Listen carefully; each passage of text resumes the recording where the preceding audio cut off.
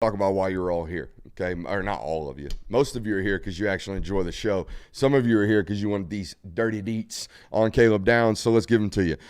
Gary Downs, Caleb's dad, did a brief interview or a brief phone call, it sounded like, with Steve Whitflong, the director of recruiting for 24/7 Sports.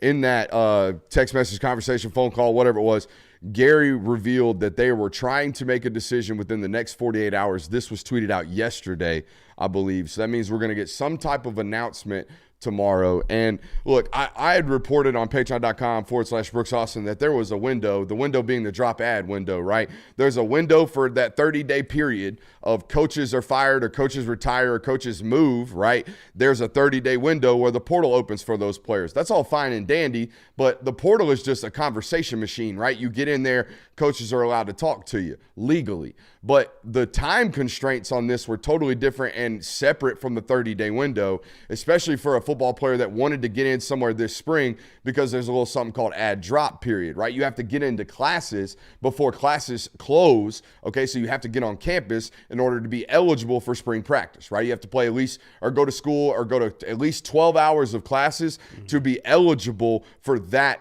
next semester. Okay, so I don't think a lot of people realize that you have to pass a certain amount of hours the previous semester in order to be eligible for the next semester. All right, so if you wanted to play at Georgia this year, you either had to be at Georgia for classes this spring, or you had to finish your classes at the school that you were currently at and then transfer in the summer. That was not going to be an option, and will not be an option for anybody who wants to transfer and be available for spring practice. That timeline, that deadline, is either today or tomorrow, depending upon the school and where you're at, also depending upon the leniency of the president of the school, the registrar of the school, all that good stuff. The academic department, how lenient they are, will ultimately depend upon the real bottom line, red line, deadline of the actual enrollment of the student athlete. Now, that being said, we've gotten the quote-unquote hard deadline from Gary. Gary told us it would be within the next 48 hours yesterday. So that's kind of the latest in terms of a timetable. I know a lot of people are sitting around waiting, hey, when we're going to hear it? When we're going to hear it? When's he going to commit? When's he going to make an announcement? I was told that Caleb may never even make an announcement. Y'all notice he didn't tweet nothing. He didn't Instagram nothing about him going into the portal. There was no formal announcement from him. All of the announcements came via the media, because they're controlling the message. That's been the message, that it is controlled, period. That's the message. We control it, all right? It's been that way since this kid was about a sophomore in high school, because they knew the deal. They knew what this was going to be. They knew that this player was going to ultimately turn into the caliber of football player that he is. Now, here's the actual reporting I have for you. I can confirm that at some point, it's probably already happened, maybe happening right now, maybe it's happening later in the evening, Ohio State at some point will have a meeting with Caleb Downs and his representative team, okay? And whether or not they can actually sway him is a whole different discussion, but there is a formal meeting going to be had. I don't know if Georgia gets one of these quote-unquote formal meetings. I don't think they need it. I think the Downs camp and the Georgia camp knows what is available. They know what the deal is. They have had the conversation. They understand all the good stuff about, hey, you come here, this is how it's going to work. This is what it's going to feel like. This is what it's going to look like. This is what it's going to sound like, smell like, all that stuff. I think they are very comfortable with the quote-unquote package or the quote-unquote discussions that have been had with the University of Georgia. Now it's a chance to give Ohio State their opportunity. And what is that opportunity? In my mind, it is not going to be about a football fit. There is no better football fit in the world for Caleb Downs right now than to go to the University of Georgia, slide right in, play an identical system with identical terminology with your daggum position coach that recruited you. Oh, by the way, you're surrounded by a tremendous amount of talent, okay? So from a football standpoint, there really is no debate. I don't believe so, okay? It is the best fit is the University of Georgia. So what would Ohio State's offer be? Well, we know what it's going to have to be. I think you're going to have to come with some type of just out of the water NIL type of approach, okay? Because you're not going to win the football approach. I just told you that. So you're going to have to win the NIL approach, which if you've been listening to this network for all these years, you know for a fact, all right, since NIL has come around, Georgia doesn't play ball like that. Despite the fact that whatever some of y'all might have been told, Georgia doesn't play NIL like the rest of them. Alabama does not play NIL like the rest of them. So the original decision was not about NIL. He went to Alabama. All right, so I don't think the second one's going to be about NIL. I think everything about this player's decision-making process has been about football. It will remain about football, and for that reason, we have a little thing around here called the sliding scale majiggy. Some folks have crystal balls. Some people have prediction alert machines. We got the sliding scale majiggy around here. What is that? It is a sliding scale majiggy type thing, all right, that predicts the amount of confidence that I have that a player might be going to a particular school. 90% sliding scale majiggy, that boy a dog. How about that? I love how you said we have the sliding scale majiggy. What's that? It's a sliding scale majiggy. Yeah. It's a majiggy that slides up and down based off how confident I am. And right now that majiggy about up to about 90% on Caleb Downs going to the University of Georgia. So what's the other 10% that's hanging you up? Just because there's uncertainty, or because you think that Ohio State's just going to offer a bag? There's always uncertainty in all of the recruitment nowadays. Yeah. You know, it's to me, you can't say 100% certain this is happening. So 90% is probably like the threshold, like this is as certain as I will be. Yeah. That's mine. Like I did a 90% sliding scale majiggy for KJ Bolden in July to the University of Georgia. And everybody's like, he about to go to Florida State. And I said, maybe. Let's hold off on that one. And, you know, the sliding scale majiggy, it don't miss. It's 100% right now.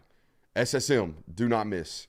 So, yeah, we're going to see. We're going to see if we stay a hundo on that sliding scale majiggy. I also, I do believe it's ultimately Georgia because, again, I honestly think if your approach is to buy out this player, I honestly think he might take it as an offense. Oh, you think you can buy me? You think I am for purchase? That is not what this is about. I think this is about football. Like sometimes it should only be about that. But you know, you don't know everybody's background. You don't know everybody's situation. And I've never had it put in front of me. You know what I mean? Here's X amount of dollars. Come play football for me. It's never been my decision. So it's hard to say. But in my opinion, in my sourced opinion, in my feeling, we put it on Patreon this morning, I think he's a dog. Are you shocked that it's only been Georgia and Ohio State? Yeah, I thought, initially when I had conversations with sources, but even before, there was a time period there, about 4 or 5 days, where it was like, hey, he doesn't even know if he's going to go into the portal. And during that discussion, sources indicated to me that the only other school that might have an opportunity here is Texas, for obvious reasons. Yeah. Texas, by the way, they're going to be involved in pretty much everything moving forward. Okay, until they win a title and multiple titles. And then I would imagine some of the big money out there at Texas is like, you know what? I could use a new vacation home instead of a new wide receiver. So that would be nice. So you think that a title would actually hinder the amount of money being poured into there? Dude, I think – so here's how – and once you buy the trophy, the next one gets more expensive, and you already have the first one. So I would just, no, I wouldn't. Not me. But, I'm not a booster. It's because you want to be great. Yeah, you're right. I just want to be good. I don't want to be great. I just want to be good. But no, that's my final kind of prediction. So I want to talk about what it would mean for the University of Georgia. I think, first of all, if this happens, you have the best safety tandem in college football and the best safety tandem in college football since Sean Taylor and Ed Reed. Yeah. And even that year, Sean Taylor was playing nickel as a redshirt freshman. So it wasn't even like, really, really dominant two guys playing alongside of each other like it will be or like it could be in this scenario. I think, Georgia would immediately become super multiple. Like it's going to be impossible to understand what they're actually playing, what coverage they're actually doing, because both those players, Downs and Starks, are not just physically impressive. They're both mental wizards when it comes to football. So their ability to disguise pre-snap is going to be out of this world if they end up playing together. The other thing, and this would really alleviate a lot of it, the only real question mark defensively, one of two real question marks defensively, if you have both of these guys playing safety at Georgia, your corners have all the freedom in the world to just F up not whenever they want, but you're not going to feel it like you have in years past. They're going to have a lot more freedom. And then, you're going to have, if this happens, you're going to have a year of Starks and Downs, and then you're going to have a year of Downs and Bolden playing safety at the University of Georgia. And then, by the way, there's this guy named Jonel Aguero who's going to be playing star during the length of it. So it's, Nick Saban made the comment a while back about Rich getting richer and how he thought the portal, when it first opened, that's what's going to happen.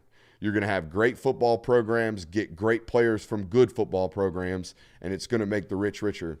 And that's exactly what is happening right now.